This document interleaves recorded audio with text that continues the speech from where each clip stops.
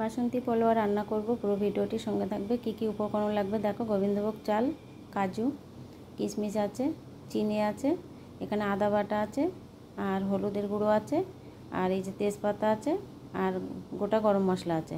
এই উপকরণগুলো লাগবে। এবার চলো কিভাবে বানাবো, পুরো ভিডিওটির সঙ্গে থাকবে। এই যে চালটা নিয়েছি, যতটা চাল তার ডবল কিন্তু জল দিতে হবে। এখানে একটু অল্প ঘি দিয়ে দিলাম চালের মধ্যে, আদা বাটাটা দিলাম, অল্প একটু হলুদ দিলাম কালার আনার জন্য, দিয়ে এটা কিন্তু ভালো করে মেখে কিছু সময় রেখে দেব। মেখে রেখে দিলে কিন্তু অনেকটা সুন্দর সফট চালটা হয়ে যাবে অল্প একটু সময়।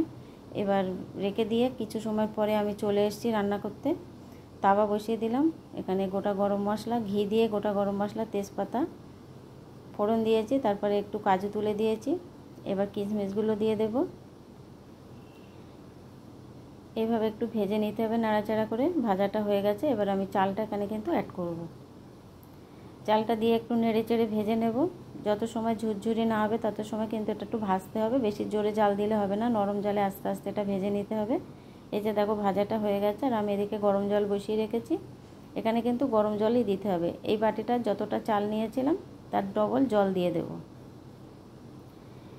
গরম জল না দিলে কিন্তু ডলা হয়ে যেতে পারে, এখানে গরম জল অ্যাড করলে কিন্তু খুব সুন্দর ঝুরঝুরি হয়। এবার এখানে কিছুটা আমি দুধ ব্যবহার করলাম,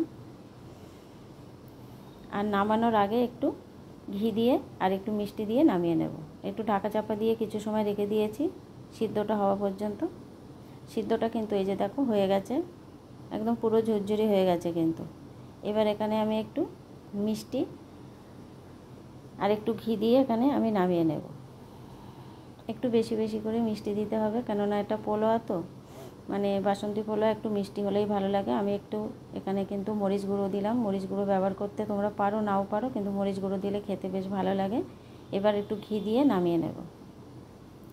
কেমন হয়েছে রেসিপিটি বন্ধুরা কমেন্টে জানিও, আর ভালো লাগলে লাইক, একটা কমেন্ট, একটা শেয়ার করে দিও। বাসন্তী পোলোয়াটা কিন্তু এখানে চিকেন বা আলুর দম সব কিছুর সঙ্গেই খাওয়া যায়। আমি এটা কিন্তু নিরামিষ দিনেই রান্না করেছি, সঙ্গে আলুর দম করেছিলাম। আলুর দমের রেসিপিটি কিন্তু তোমাদের কাছে দিয়ে দিয়েছি। অল্প আবার একটু এখানে